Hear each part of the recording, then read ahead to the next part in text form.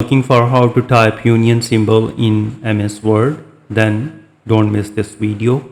First you need to click on the insert, and on the right side you will see symbol. Click on that and click on more symbols.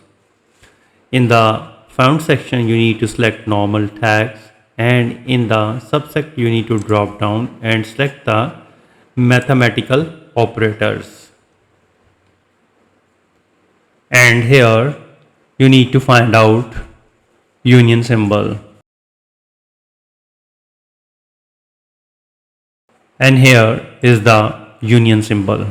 You can select it, or even you can use this character code which is 22C3. You can also use this code. Click on insert and close, and here is the union symbol inserted.